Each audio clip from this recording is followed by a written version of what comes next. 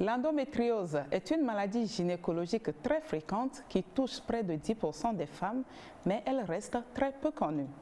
Ce soir, dans Santé d'abord, nous abordons le sujet en deux volets.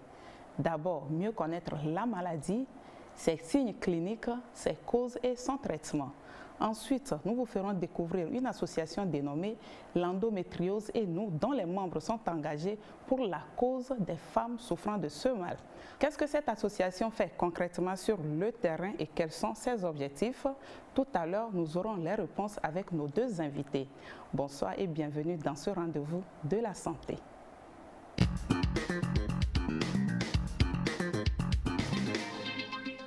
Voilà, pour aborder le sujet ce soir, nous sommes avec Dr Kolani Jean-Claude.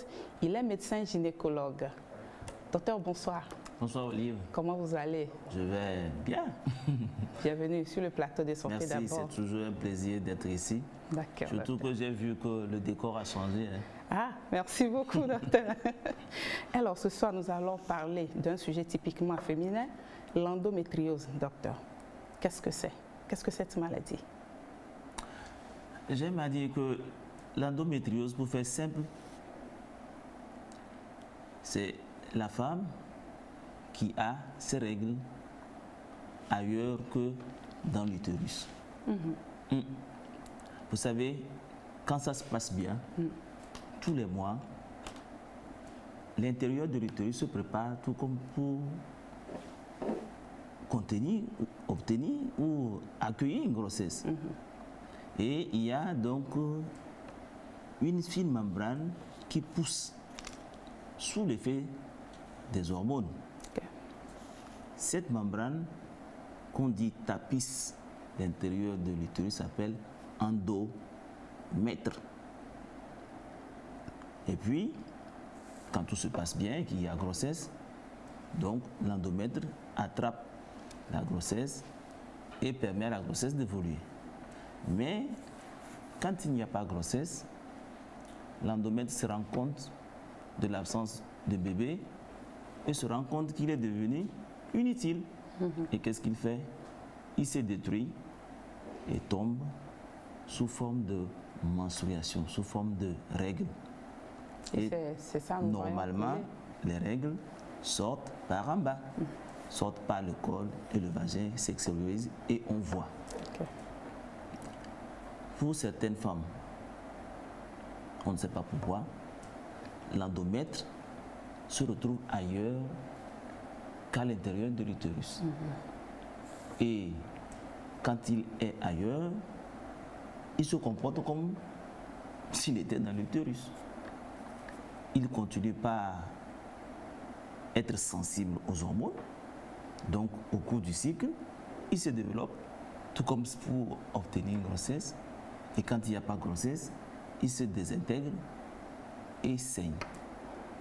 Mais cette fois-ci, puisque l'endomètre n'est pas à l'intérieur de l'utérus et puisqu'il n'y a pas de sortie par le col, le sang qui s'en découle est emprisonné.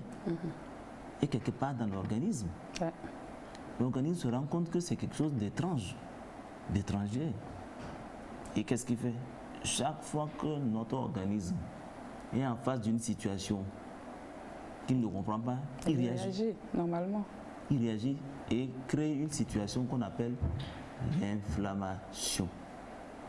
Cette inflammation, ça fait douleur, ça fait gonflement, ça fait chaleur. Donc, c'est en quelque sorte ce qu'on peut comprendre ou retenir de l'endométriose. L'endomètre ailleurs qui saigne, saignement qui n'arrive pas à sortir, qui crée tous les désordres dont on va parler tout à l'heure. D'accord, merci beaucoup, docteur. Alors, et qu'est-ce qui provoque tout ce désordre dont vous venez de parler? Pourquoi l'endomètre va se retrouver ailleurs que dans l'utérus?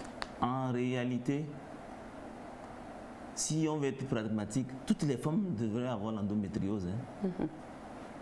Parce que si vous vous souvenez bien du schéma de l'appareil génital de la femme, en bas de l'utérus, c'est le col.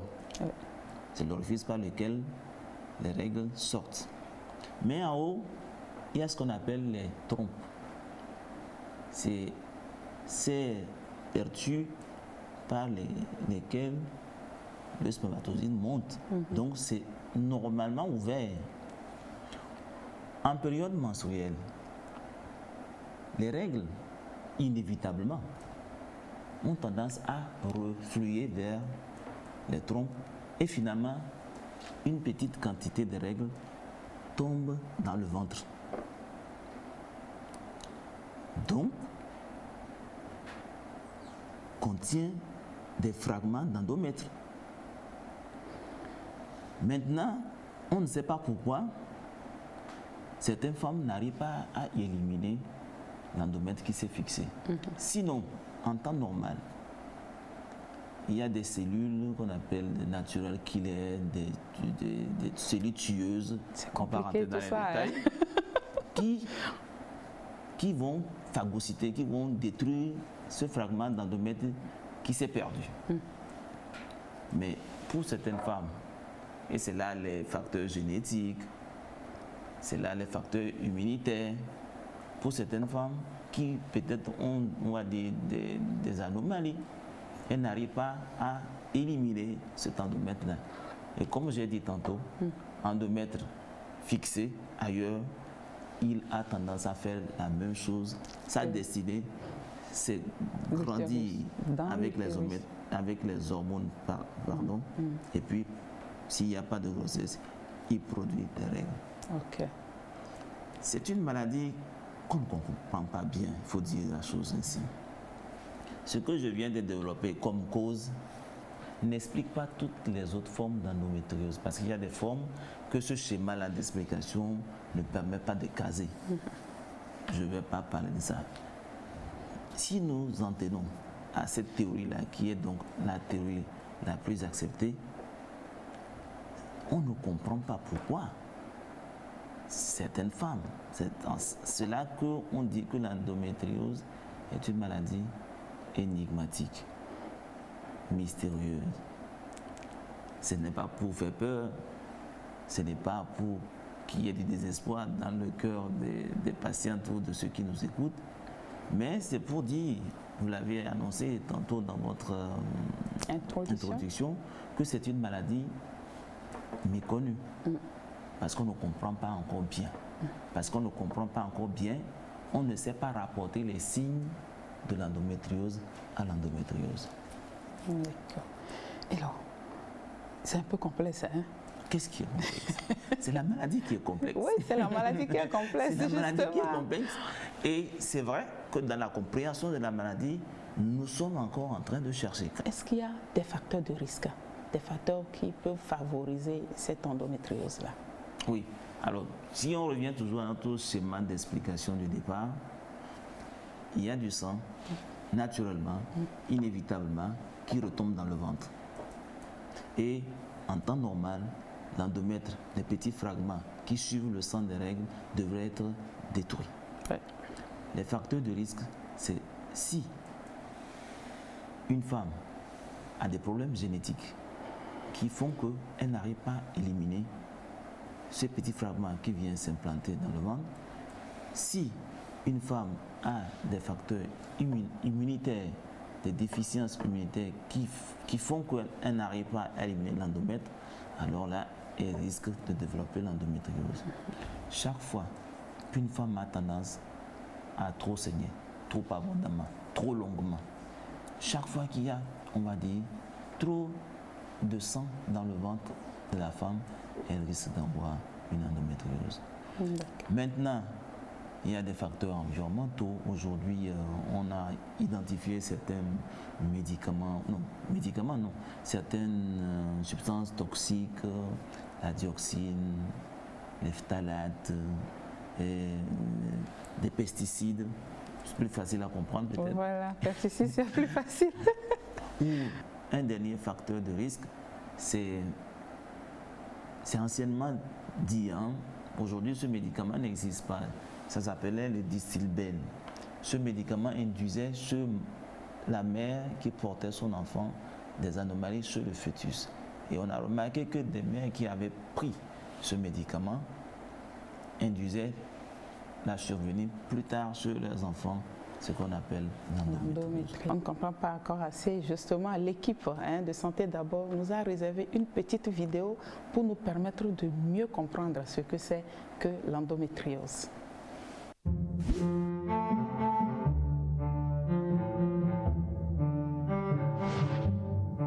L'endométriose touche environ une femme sur 10. Et encore, ces chiffres sont sans doute en dessous de la vérité, car la maladie n'est pas forcément accompagnée de symptômes, ce qui la rend difficile à détecter. Mais tout d'abord, qu'est-ce que l'endomètre? Ce sont des cellules qui recouvrent l'intérieur de l'utérus.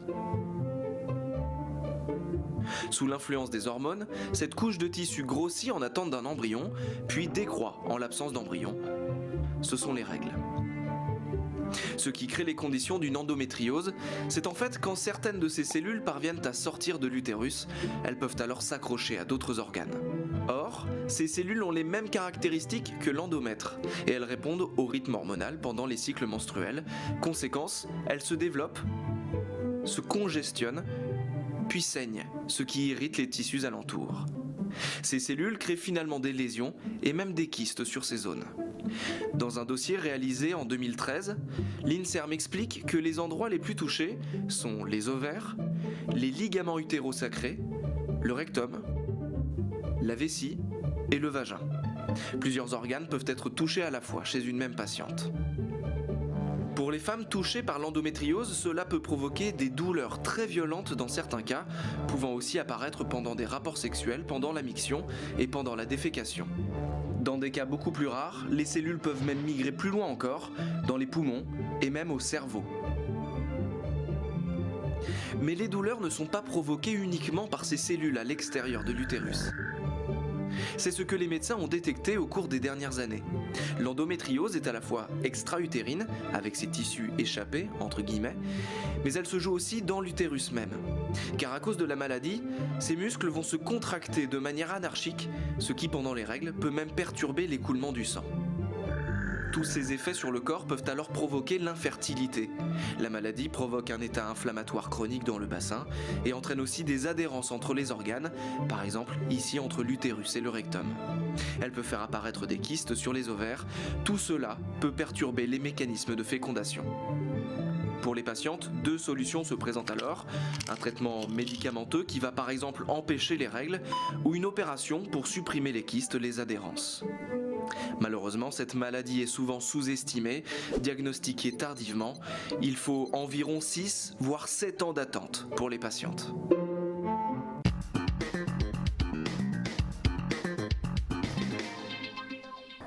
Voilà, docteur, cette vidéo qui nous situe sur l'endométriose. Tout a été bien ramassé, bien remis en place.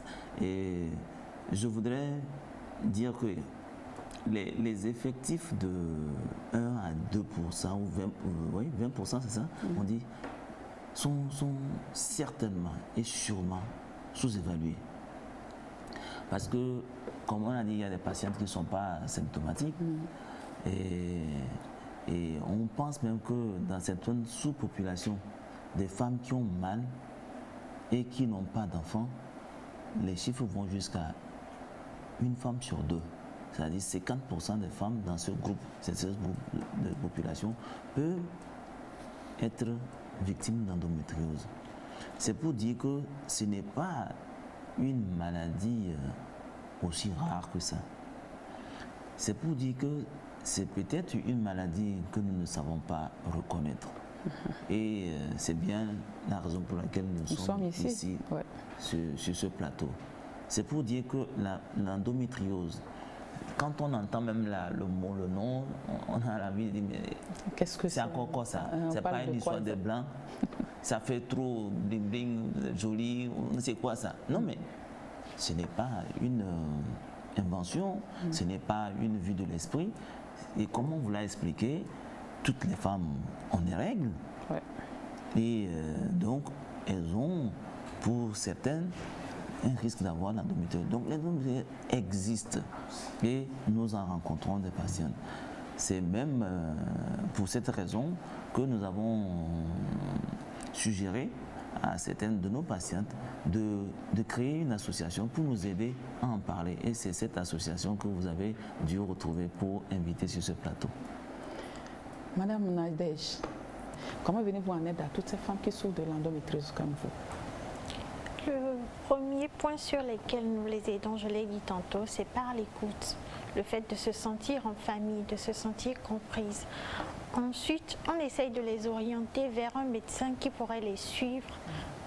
Concrètement, pas vers n'importe quel médecin ou un médecin généraliste, mais vers des gynécologues qui pourraient leur expliquer ce dont elles souffrent, leur donner le traitement adéquat. Parce qu'il y a certains cas où elles s'orientent vers n'importe qui, reçoivent n'importe quoi comme traitement et se retrouvent dans d'autres situations un peu plus graves. Donc nous essayons de les orienter, d'être le relais entre ces dames-là et les médecins qui peuvent, les gynécologues qui peuvent les aider à soigner en quelque sorte leur maladie. D'accord.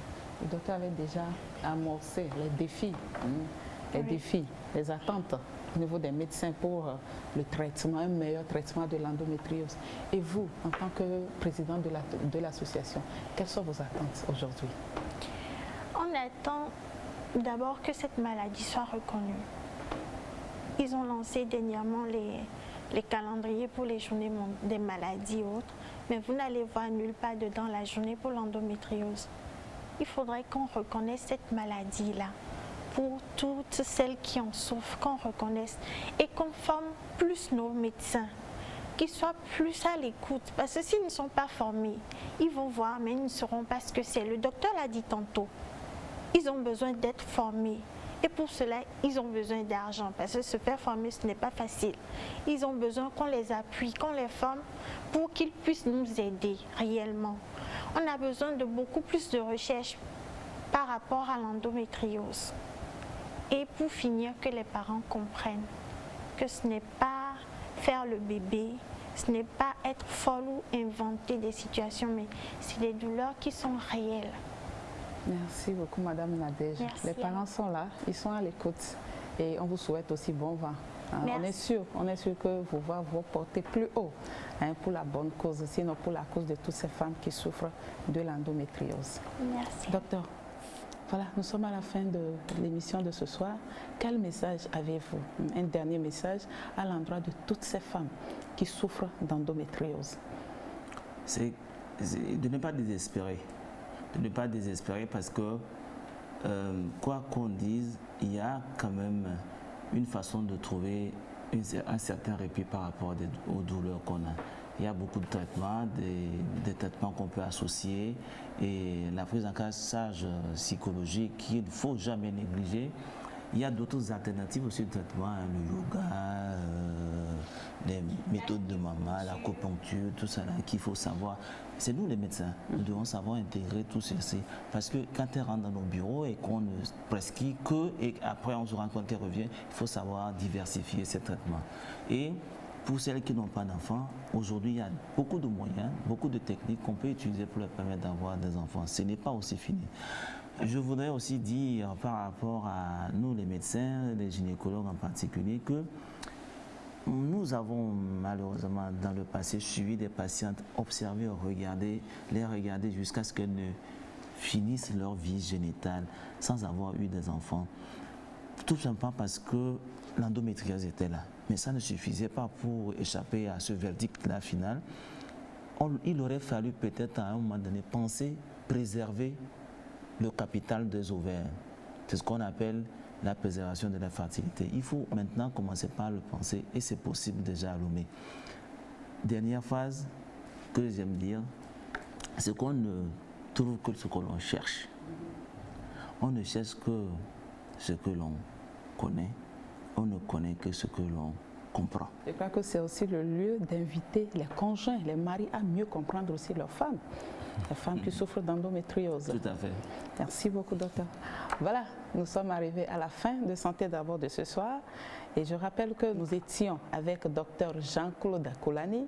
Il est gynécologue obstétricien. Merci aussi à madame Nadège Avla Adjigou, présidente de l'association L'endométriose et nous. Alors, docteur, nous allons parler du cancer du sein. Mais avant tout, qu'est-ce qu'un cancer? Le cancer se définit comme la multiplication anarchique des cellules de l'organisme. Selon les lois génétiquement établies, une cellule mère va donner naissance à 2 cellules filles qui lui sont identiques. Mais au niveau de cellules de cancer, la multiplication est désordonnée, anarchique. Une cellule mère peut donner naissance à plusieurs autres cellules filles qui ne lui ressemblent en rien. La taille n'est pas la même. Et puis ces cellules-là ne meurent pas comme les cellules normales doivent mourir de façon génétiquement établie. Donc, c'est une multiplication anarchique désordonnée avec une vitesse élevée. Ce qui fait qu'à la fin, on assiste à la naissance d'une masse. C'est pourquoi souvent dans les cancers, on voit une masse, une tumeur qui est développée sur place. D'accord. Et qu'est-ce qu'un cancer du sein, docteur? Le cancer du sein, c'est quand cette multiplication anarchique a eu lieu au niveau du sein de l'homme comme de la femme. Et là, ici précisément, cette multiplication des cellules va intéresser les éléments qui composent le sein, à savoir les lobules qui fabriquent le lait, les canaux qui amènent le lait au mamelon et aussi au niveau de la peau qui recouvre le sein. Donc cette multiplication anarchique va intéresser un des éléments qui composent le sein. Et c'est de là que viendra la naissance du cancer dans le sein. D'accord. Alors docteur, les femmes meurent au Togo en grand nombre du cancer du sein. Qu'est-ce qui cause exactement cette affection? On ne peut pas dire bien doigter un élément pour dire que c'est ça là qui fait qu'il y a le cancer ou bien à cause de ça qu'il y a le cancer. C'est vrai que les gens meurent beaucoup de cancers au Togo. C'est vrai, le cancer est là. Mais la prise en charge est trop tardive au Togo. Voilà le vrai problème pour le Togo. La prise en charge est trop tardive. C'est les femmes qui ne viennent pas vite pour la prise en charge? Eh bien même, quand elles viennent vite, aller rassembler les fonds pose problème. D'accord. Les gens vous demandez une biopsie, c'est-à-dire la biopsie, c'est-à-dire qu'il faut aller prélever le type, la masse qui est là, aller prendre une partie pour savoir quel type de cancer c'est et quel traitement il faut appliquer. Mais comme la personne n'a pas les moyens qu'il faut sur ça, elle fait un pas en arrière, le temps de rassembler les fonds et tout, ça fait passer beaucoup de temps. Alors qu'en matière de cancer, le temps compte beaucoup. Donc si les gens meurent, au fait, c'est le manque de moyens qui est le vrai problème. C'est vrai aussi que le diagnostic, il y a beaucoup plus de cancer, mais c'est parce que, on le dit aussi chez nous, on vit un peu plus longtemps qu'avant, et puis il y a plus de moyens pour faire le diagnostic. Avant, dans nos villages, personne ne parlait de mammographie, rien. Mais maintenant, il y a la mammographie un peu partout que tu peux faire. Et donc, les diagnostics, les moyens de diagnostic sont plus répandus. Et puis, on fait beaucoup plus de diagnostic et les gens vivent beaucoup plus longtemps et on arrive à détecter le cancer à des âges avancés. Donc, il n'y a pas de cause comme ça, de cause. Il n'y a pas de cause. On incrimine des facteurs de risque. Justement, quels sont ces facteurs de risque, docteur? Et les facteurs de risque ne veut pas dire que dès que tu as ces facteurs-là, tu feras nécessairement la maladie. Non. Ça veut dire que quand tu as ces facteurs-là, tu peux faire la maladie. Quand tu as ces facteurs-là, attention, il vaut mieux surveiller tes seins. Quels sont ces facteurs liés à nous-mêmes? Le fait d'être femme fait qu'on est plus exposé à faire un cancer de sein. Une femme sur 8 fera un cancer de sein dans sa vie, alors qu'il faut prendre 100 hommes pour trouver un qui a fait un cancer de sein. Il y a l'âge. C'est un cancer qui arrive souvent après la ménopause. C'est vrai que 4,5% de cancers arrivent avant l'âge de 40 ans, mais le cancer du sein, c'est après la ménopause qu'on le voit. D'autres facteurs qui sont des facteurs de risque, il y a l'obésité. Le manque d'activité physique. Actuellement, on est même en train d'incriminer le diabète. Le fait d'être diabétique aussi est un facteur de risque. Et il y a d'autres facteurs qui sont liés à notre famille, à nos antécédents. À notre famille, par exemple, si tu as eu une mère qui a eu un cancer du sein, si tu as une tante paternelle qui a un cancer du sein, ça veut dire que, attention, toi aussi, tu peux avoir un cancer. C'est une histoire de famille. C'est une histoire de famille, de génétique. Ou bien toi-même, en tant que femme, tu as une fois eu à avoir un adénofibrome dans le sein. Donc, les autres facteurs, les autres facteurs de risque, il y a ce que nous mangeons nous-mêmes. L'alimentation. L'alimentation. Consommer beaucoup de graisse n'est pas bon pour la santé, surtout pour le cœur et les vaisseaux, mais pour ça aussi, ça peut faire le lit du cancer. Manger beaucoup de graisse, ça veut dire quoi? Vous voulez manger, il y a la graisse de la viande.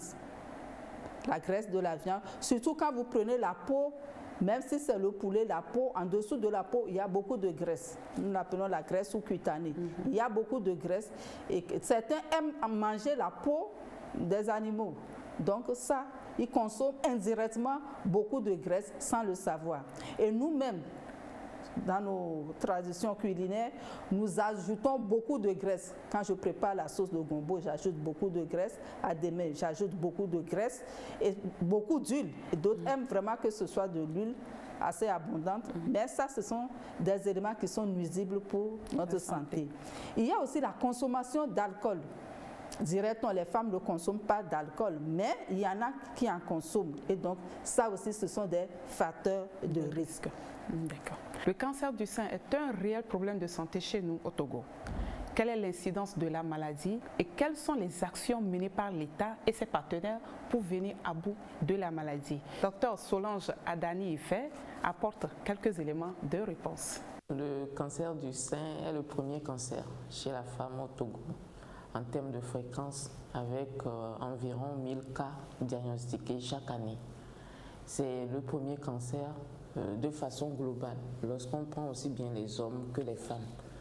Et le cancer du sein est également le cancer le plus mortel dans notre pays, puisque chaque année, la moitié des patients qui sont diagnostiqués en meurent. C'est le cancer le plus fréquent dans notre pays en termes d'incidence et c'est le cancer le plus mortel dans notre pays. Et c'est une bonne raison pour qu'on en parle. Il y a une augmentation des chiffres en pratique clinique puisque nous voyons de plus en plus de patients avec des cancers du sein. Et si on tient compte des chiffres, des statistiques, en 2018, nous avions moins de cas. En 2020, les cas ont augmenté. Et certainement, si on publie les données de 2022, nous aurons aussi une augmentation des cas. Vous savez, pendant longtemps, les maladies infectieuses ont été les principaux problèmes de santé publique dans nos pays. Et actuellement, nous assistons à l'émergence des maladies non transmissibles, dont les cancers. Et il faut dire que nos autorités ont pris la pleine mesure des nouvelles priorités en matière de santé publique. Le ministère de la Santé a fait élaborer par les acteurs principaux de la lutte contre le cancer un plan cancer qui va permettre de mettre en œuvre un certain nombre d'activités en matière de sensibilisation de la population, en matière de promotion de la recherche sur les cancers, en matière d'amélioration de la prise en charge des soins, de la mobilisation des ressources pour lutter contre la maladie. Et ce plan, si plaît à Dieu, va être mis en œuvre à partir de l'année prochaine sur une période de 5 ans. Donc nous attendons vivement que les efforts mis en place pour l'élaboration de ce plan puissent être vraiment concrétisés pour que la population sente qu'il y a des efforts qui sont faits par l'État. La lutte contre le cancer est, je dirais, vaste et les actions se font, mais elles ne sont pas encore visibles. Il y a des campagnes de sensibilisation qui sont faites, surtout en octobre de chaque année. Il faut dire que nous ne sommes pas encore tout à fait efficaces dans la mesure où les campagnes de sensibilisation devraient nous permettre de diagnostiquer nos patients à un stade beaucoup plus précoce, ce qui n'est pas actuellement le cas, puisque en pratique clinique au quotidien, Nous continuons par recevoir des patientes avec de volumineuses tumeurs au niveau du sein, des patientes avec des stades très avancés de leur maladie. On encourage les associations, la société civile et tout le monde à toujours œuvrer dans ce sens-là, à parler, à expliquer, à parler, à reparler du cancer du sein pour que nous arrivions à l'objectif de détecter précocement nos malades de façon à améliorer la survie. Parce qu'en réalité, c'est ça. Plus on vous détecte la maladie à un stade précoce, et plus vous avez la possibilité de pouvoir profiter des traitements, et plus vos chances de guérison sont importantes.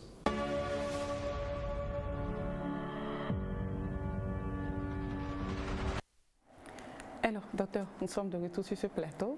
Vous venez de suivre docteur Adani Ife. Qu'est-ce que vous avez à ajouter à tout ce qu'elle vient de nous dire? Oui, ce qu'elle dit, c'est assez vrai. Mais ce que j'aimerais ajouter, il faut venir à l'hôpital. Il faut venir à l'hôpital. Ce n'est pas parce que tu viens à l'hôpital qu'on coupe le sein.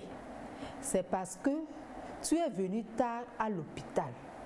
C'est parce que la maladie a évolué longtemps avant que tu ne viennes à l'hôpital. C'est pourquoi on a fini par couper le sein. Et le cancer n'est pas une maladie de la honte. Ce n'est pas toi qui es parti chercher la maladie quelque part ou bien tu as fait quelque chose et tu as cette maladie. C'est une fatalité, c'est une maladie qui est tombée sur toi. Pourquoi toi? Personne ne sait. Mais ce que tu peux faire toi-même maintenant, c'est de te lever, de se rendre à l'hôpital et de prendre ce traitement à bras le corps. Donc vraiment, ne restez pas à la maison. N'incriminez pas l'hôpital que c'est lui qui a enlevé le sein, mais il faut aller très tôt pour se faire dépister. D'accord, docteur. Alors, docteur, comment savoir qu'on a un cancer du sein? Quels en sont les symptômes? J'aimerais insister sur le fait que, au départ, quand vous avez un cancer dans le sein ne fait pas mal. Parce que les gens insistent qu'ils attendent que ça fasse mal. Comme ça ne fait pas mal, donc ce n'est pas quelque chose de grave. Non. Quand vous avez le cancer du sein, au départ, ça ne fait pas mal. Maintenant, quels sont les signes qui vont vous alerter que, tiens, ça peut être un cancer du sein? Vous pouvez avoir une boule dans le sein. Une boule dans le sein, la taille de la boule peut être variable. Ça peut être un grain de mil, un grain de maïs, un grain de... Ça évolue au fil du temps? Ça évolue au fil du temps, au fil des années. J'ai dit, j'avais dit au départ que c'est une multiplication anarchique qui évolue tous les jours. Donc, à l'heure ou à l'instant T où vous avez palpé le sein et vous avez découvert cette masse-là, ne pensez pas que c'est aujourd'hui, là, le jour-là, que c'est arrivé. Ne pensez pas que c'est le jour-là que le cancer a commencé par évoluer dans votre corps. Au moment où vos doigts ont pu trouver cette masse-là, ça veut dire que la maladie a au moins fait 10 à 15 ans dans votre corps avant que vos doigts ne le touchent aujourd'hui, ne la touchent aujourd'hui. Donc, à l'instant où vous avez cette boule-là, il faut vous lever. Les autres signes qui peuvent alerter, c'est que vous voyez une déformation au niveau du sein même. Soit c'est un des seins qui devient beaucoup plus volumineux que l'autre, soit vous avez un creux qui arrive dans le sein, ou bien vous avez une partie de la peau, c'est bien noté dans la première image que vous avez fait évoluer, vous voyez la peau qui devient épaisse, comme une peau d'orange. Donc cette peau d'orange épaisse avec des pores qui se font très bien voir. Ou bien vous avez au niveau du mamelon, quand vous pressez le mamelon, un écoulement de sang. Ou bien un écoulement qui n'est ni de lait ni de l'eau limpide, mais une collection liquidien chocolaté jaunâtre. Ça doit attirer votre attention. Et j'insiste aussi sur le fait qu'au niveau du mamelon, vous pouvez avoir des desquamations ou bien des petites plaies qui arrivent. D'aucuns disent, oh, ce sont des mycoses. Non, Ce ne sont pas des mycoses. Vous aurez beau employer tous les médicaments de mycose, ça ne partira pas. C'est aussi une forme de cancer de sein qui commence par le mamelon. Vous avez rien que cette desquamation, mais au fait, c'est un cancer qui est derrière. Donc, vous pouvez avoir la boule, le coulement de sang, vous pouvez avoir cette desquamation. Au niveau du mamelon aussi, vous pouvez avoir le mamelon qui est ombiliqué. C'est quand le mamelon est rentré à l'intérieur. Le bout du sein est rentré à l'intérieur. Ça aussi, ça peut être un signe de cancer. Vous pouvez aussi trouver, pas dans le sein, en dehors du sein, entre la partie de la clavicule et la base du sein. Cette partie-là, entre la clavicule en haut et l'origine du sein, cette partie-là, vous pouvez avoir un nodule là-bas. Une masse aussi qui apparaît là-bas. Vous pouvez avoir aussi le nodule dans le creux acidiaire. Le sein, il n'y a rien. Au niveau des mais au niveau de l'aisselle, ici, vous avez une boule. Donc, quand ces signes arrivent, ça doit attirer votre attention. C'est vrai, ce n'est pas toutes les boules qu'on trouve dans le sein qui sont des cancers, mais toute boule trouvée dans le sein doit être amenée à l'hôpital pour confirmer ou infirmer le diagnostic de cancer. D'accord. Vous l'avez dit, il est important de venir rapidement ou bien très vite à l'hôpital pour éviter le pire. Comment dépiste-t-on cette maladie? Pour dépister le cancer, vous pouvez vous-même faire votre dépistage à la maison. C'est pourquoi nous insistons vraiment sur l'autopalpation des seins ou l'auto-examen des seins. Ça veut dire que la femme même examine ses seins à la maison, découvre une boule dans son sein et arrive à l'hôpital.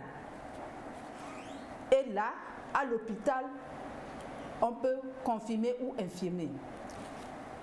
Une autre manière de faire le diagnostic, vous arrivez à l'hôpital, si toi-même tu n'as pas fait ton diagnostic, peut-être arriver à l'hôpital lors d'un autre examen pour autre chose, ou bien lors des consultations prénatales, la sage-femme voulant examiner, faire son examen de consultation prénatale, va découvrir cette boule dans le sein.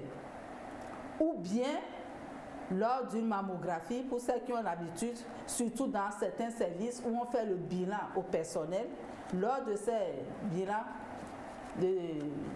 annuels, on peut faire la mammographie et tiens, on trouve peut-être une boule. Mais souvent la mammographie, on n'attend même pas le stade de la boule. C'est au moment où c'est comme des grains de sable, des grains de mil. C'est ça la mammographie détecte. Donc, c'est pourquoi on utilise aussi la mammographie pour faire le dépistage. Parce que avant que tes mains n'arrivent à toucher la boule, ça veut dire qu'il y a plusieurs années qui sont déjà passées. Mais avant ces années où la boule n'est que comme de grains de sable, la mammographie permet d'aller dépister le cancer du sein à cette étape. Donc, pour le dépistage, il y a nous-mêmes avec notre autopalpation, il y a le médecin ou la sage-femme, et puis il y a la mammographie qu'on peut faire pour dépister le cancer du sein. Voilà, vous avez parlé de l'autopalpation des seins. Comment elle se fait, cette autopalpation? Cette autopalpation ou auto-examen des seins, chaque femme doit se l'approprier. Parce que la jeune fille, à partir de 20 ans, doit déjà commencer à faire son autopalpation. En faisant, la femme, la jeune fille, l'adolescente et la femme connaîtront leur sein au bout de leurs doigts. Et le jour où une anomalie surviendra, elles peuvent dépister très tôt cette anomalie. Et cette autopalpation, je le disais, j'ai l'habitude de le dire, nous permet d'aller surprendre le cancer dans son développement. Le surprendre. Donc, on conseille de faire ce dépistage, cette autopalpation à partir de 20 ans, après les règles. Avant les règles, les seins sont un peu lourds, mais après, les seins sont plus souples et moins douloureux. Donc, on le fait après les règles. Et si vous le faites, vous avez l'habitude de le faire tous les 10e jours des règles ou 8e jour des règles, que ce soit régulièrement ainsi. Pas tantôt 5e jour, tantôt 20e jour, non. De façon régulière, systématique. Donc, si pour les femmes qui n'ont plus leurs règles, on leur demande de choisir une date du calendrier, une date du mois, soit le 20, soit le 13 du mois, et à cette date fixe, elles s'en vont faire l'autopalpation de leur sein. Et comment on le fait? D'abord, on demande qu'on le fasse torse nu, pas habillé dans le soutien et on fait comme ça, non. Vous avez un temps. Vous pouvez le faire dans votre chambre. Si vous êtes nombreuses dans la chambre, vous pouvez le faire dans votre douche. Sauf que dans la douche, l'examen ne sera pas complet. Donc, vous êtes debout, torse nu, devant votre miroir et avec vos yeux, vous regardez vos seins. Est-ce que les deux seins sont pareils? Est-ce qu'elles sont comme les seins, est-ce qu'ils étaient comme je les avais vus le mois passé? Est-ce qu'il n'y a pas eu de déformation quelque part? Est-ce qu'il n'y a pas eu une anomalie quelque part? Et quand tu regardes, d'abord le bras le long du corps, tu regardes, tu déplaces tes mains sur la hanche, tu vois le mouvement de tes seins, tu les compares. Est-ce que c'est symétrique? Tu lèves les deux bras pour voir comment les seins vont bouger, comment le mouvement est. Comme ça? Oui, il y a toute une. Donc, une fois que vous avez fait ça, ce sont vos yeux qui s'étaient entrés en action. Maintenant, vous allez faire, puisqu'on parle de l'auto-examen des seins, donc l'examen, il y a la vue aussi, mais il y a la main, la palpation, l'autopalpation, la palpation. Donc, on met les 5 doigts à plat. C'est vrai que le pouce n'y participe pas beaucoup, mais ne recourbez pas le pouce dans la paume. Elle reste sur la même ligne que les autres doigts. Et vous enduisez les autres doigts, surtout les 3 du milieu là. Vous les induisez soit avec votre savon, de l'eau savonneuse, soit avec votre pommade de corps. Et vous appliquez les mains à plat là, vous l'appliquez contre le sein. Et attention, quand vous voulez examiner le sein, vous voulez examiner le sein droit, vous ne prenez pas la main droite. Le sein droit sera toujours examiné par la main gauche. D'accord. Et vice-versa, le sein gauche ne sera jamais examiné par la main gauche, mais sera toujours examiné par la main droite. Et donc, la main du sein que vous êtes en train d'examiner va dire, ok, je suis d'accord qu'on m'examine, et elle se soulève, elle se met derrière la tête, ou on soulève carrément. Comme ça, l'autre main peut facilement faire le tour. Et en faisant le tour, des fois on demande de partager le sein en 4 parties et quadrant par quadrant, vous allez. Mais vous pouvez aussi commencer par la base du sein tout en faisant des mouvements de roulement. Vous appliquez les doigts là sur le sein, vous appliquez le sein contre la poitrine et vous faites des mouvements de roulement, de glissement, tout en faisant le tour du sein et tout en vous rapprochant du mamelon. Vous commencez par la base du sein, vous appliquez les doigts et vous faites des mouvements de roulement tout en appliquant le sein contre la poitrine et ainsi de suite, de sec en sec, jusqu'à venir au mamelon. Et arrivé au mamelon, vous pressez le mamelon pour voir ce qui va sortir. Et quand vous finissez le sein, j'ai dit tantôt, il y a l'espace entre le sein et la clavicule, le haut du sein que vous devez palper. Et puis il y a les selles, le creux axillaire que vous devez toujours palper. Et quand vous finissez un sein, vous allez sur l'autre sein et vous le faites. Ça, vous êtes debout. Quand vous êtes dans votre chambre, vous pouvez maintenant vous étaler sur le lit ou sur la nasse. Et quand vous vous êtes étendu, couché, vous mettez une pagne pliée, un pagne plié derrière le sein que vous voulez examiner. Comme ça, le sein un peu surrelevé et vous pouvez mieux faire votre palpation. Donc, couchez le pagne derrière le sein à examiner, vous faites votre auto-palpation. D'accord. Et ça, il faut le faire tous les mois. Que tu sois une femme enceinte, que tu sois une femme allaitante, que tu sois une femme ménopausée, il faut toujours la faire. Même adolescente? À partir de 20 ans. Voilà, docteur Adjenou, vous êtes la responsable du CICL Et nous venons de voir, vous avez des machines, des appareils de dernière génération. Et nous, ce qu'on veut savoir ce soir, quels sont les traitements disponibles pour le cancer du sein aujourd'hui? Nous avons vu que vous prenez en charge tout type de cancer, mais nous voulons savoir typiquement par rapport au cancer du sein, quels sont les traitements disponibles aujourd'hui? Pour le cancer du sein, les traitements qui sont disponibles aujourd'hui, nous avons d'abord la chirurgie. La chirurgie, soit c'est pour aller enlever la boule qui est dans le sein, soit c'est pour aller enlever tout le sein. D'accord. Une fois l'étape de chirurgie, on peut faire la chimiothérapie. Des fois, on fait la chimiothérapie avant la chirurgie. Ou des fois, on le fait après la chirurgie. Ça dépend de comment votre cancer se présente. Donc, la chimiothérapie, ça consiste à vous administrer les médicaments qu'il faut pour tuer les cellules de cancer qui sont parties dans votre organisme. On l'a dit tantôt, le cancer commence dans le sein, mais ne reste pas localisé dans le sein. Elle se multiplie.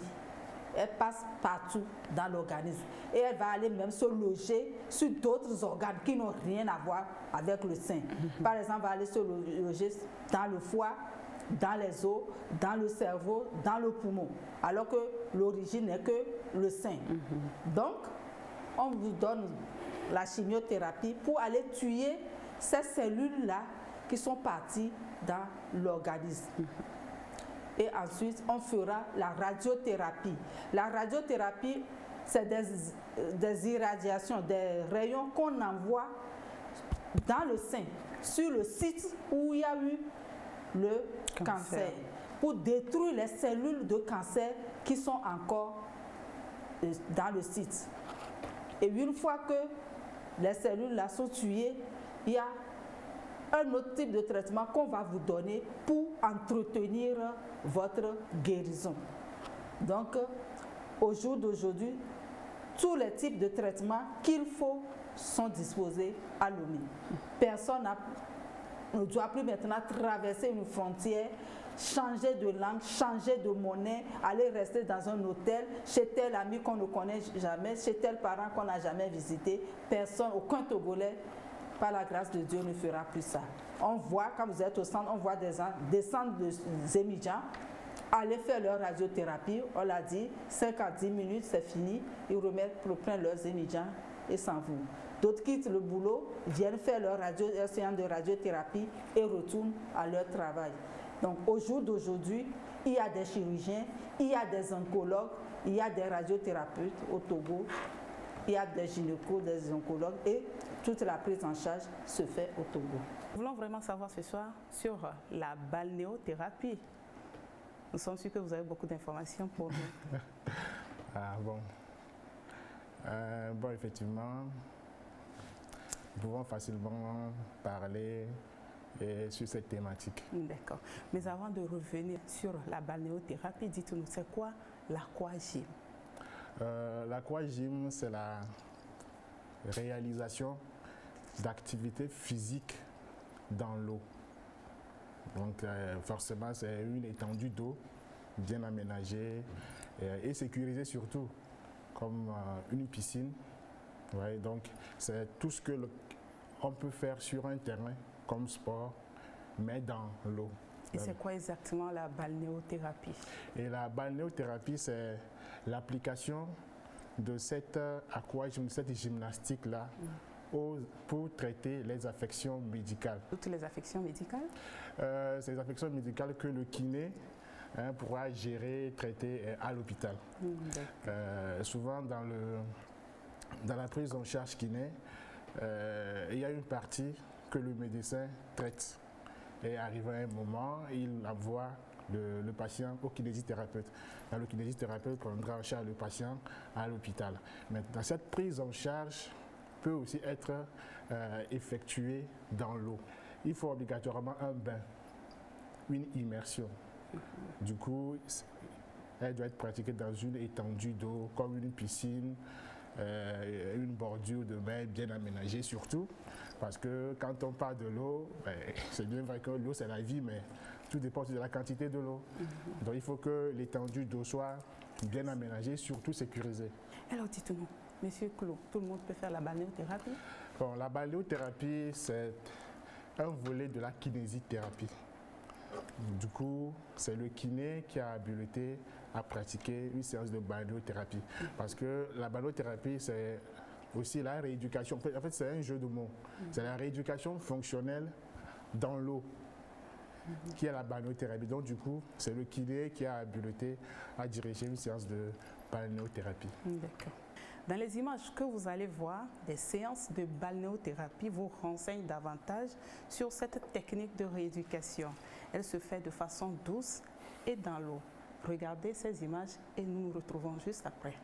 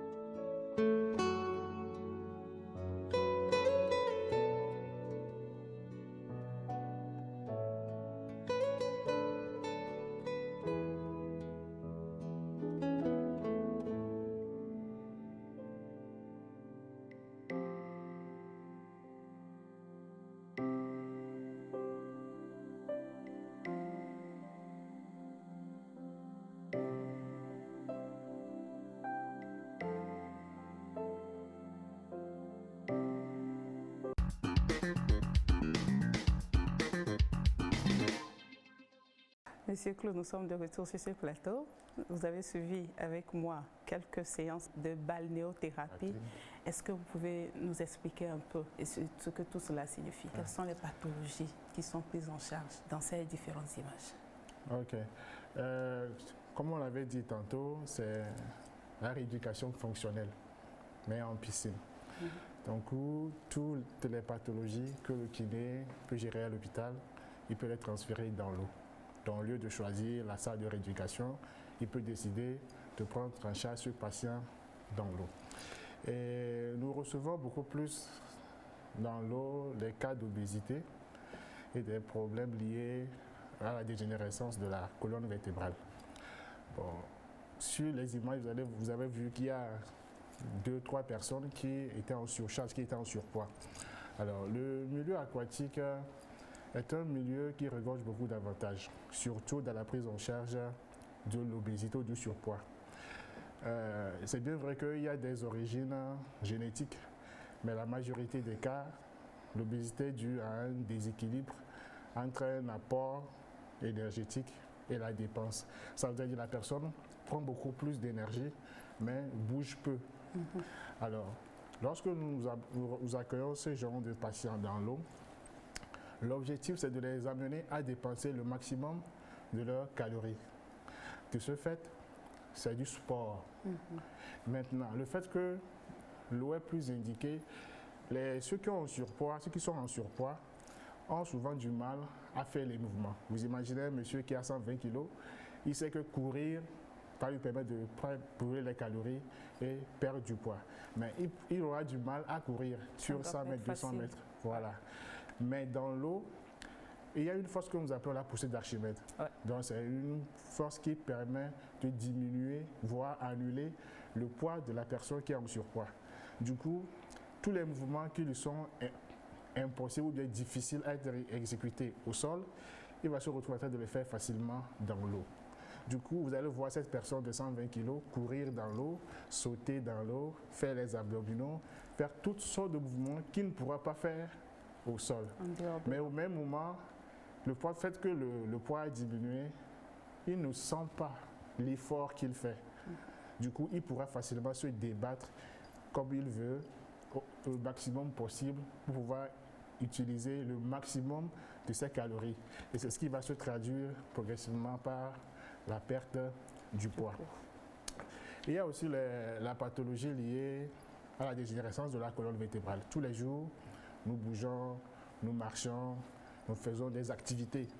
Et pour arriver à faire tout ça, on a besoin soit d'être debout, soit d'être assis. Voilà. Et pour cela, on sollicite beaucoup la colonne vertébrale. Et progressivement, avec l'âge, il se produit une usure dans la colonne vertébrale, ce qui peut entraîner des douleurs de dos, comme tout le monde l'appelle le rein, des problèmes aux articulations de genoux.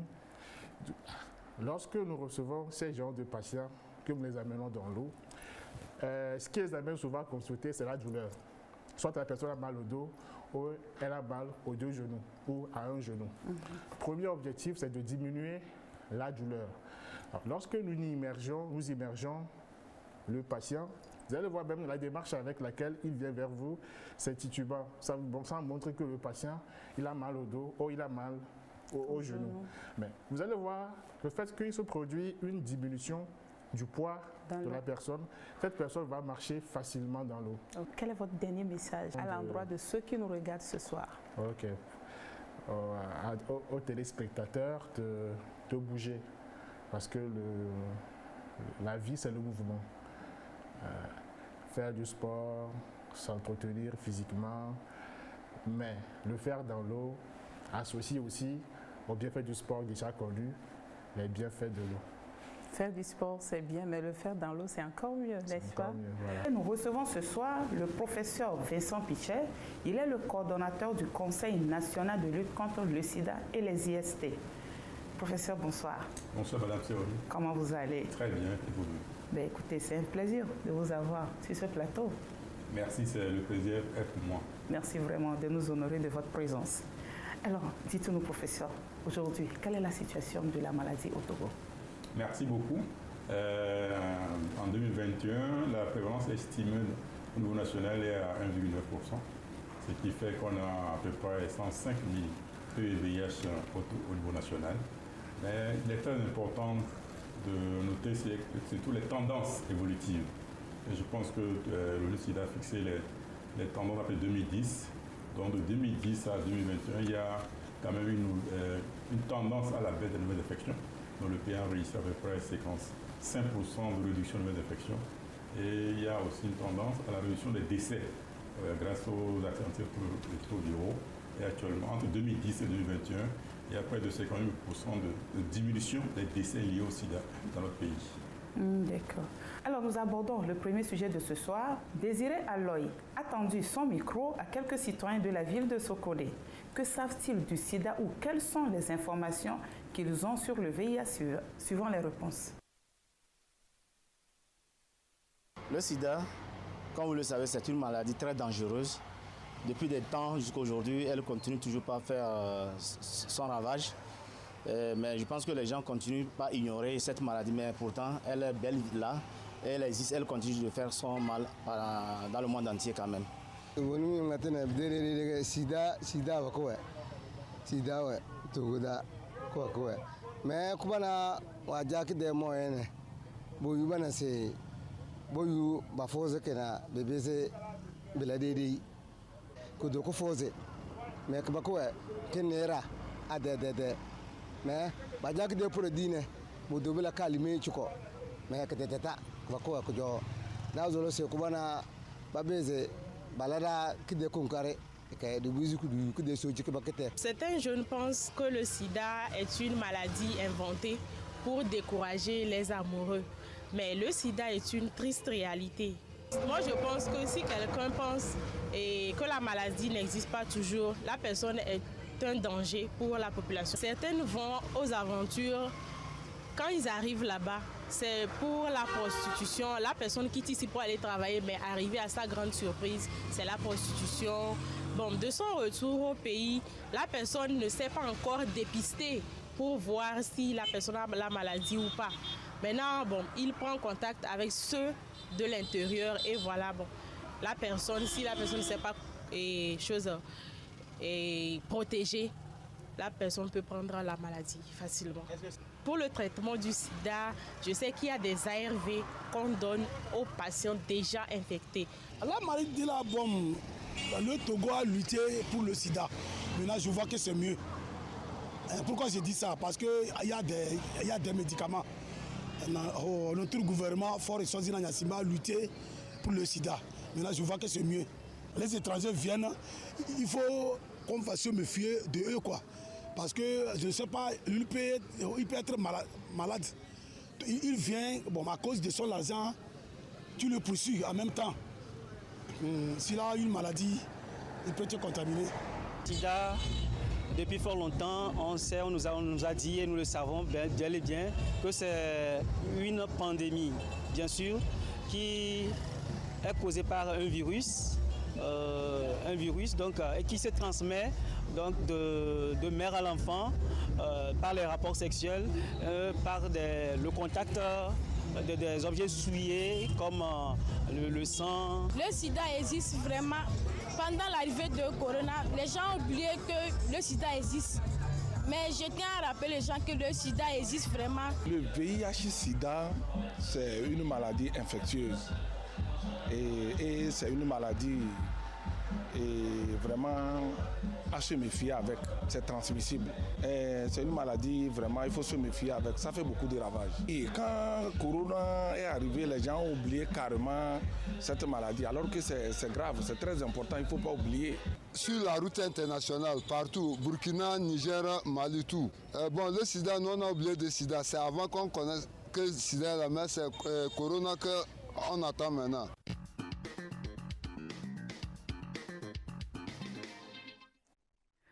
Voilà, professeur, nous sommes de retour sur ce plateau. Vous avez suivi les uns et les autres réagir sur ce qu'ils savent sur le sida. Ouais. Alors, quelles sont vos impressions ou bien quel est votre avis? Donc, plutôt une bonne chose parce que quand la majorité des gens savent que le sida existe, ils connaissent les voies de transmission. Évidemment, ils ont dit au mois de Corona, ils ont oublié un peu, mais quand même, les gens connaissent la maladie, ils connaissent les modes de transmission. Ils savent que les médicaments antirétroviraux sont là. Et ces médicaments sauvent des vies, donc c'est une bonne chose. Mais ça montre qu'on a quand même aussi un défi en matière de communication à faire à l'endroit des personnes qui sont encore ignorants ou qui ne maîtrisent pas encore tous les modes de transmission. Alors, professeur, beaucoup d'avancées ont été réalisées dans la lutte contre le sida ou dans la prise en charge même des personnes vivant avec le VIH. Pouvez-vous nous en parler? Pouvez-vous nous en dire un peu plus? Oui, on peut dire que le Togo, comme la plupart des pays en Afrique, depuis quelques années, on fait quand même des progrès énormes en matière d'accès aux médicaments, notamment par les antirétroviraux. Il faut se souvenir que jusqu'en 2008, les médicaments antirétroviraux étaient payants. On a commencé avec des traitements mensuels de 500 000 francs CFA. Après, c'est passé à 20 000. Mais malgré ça, il y avait un problème d'accessibilité financière.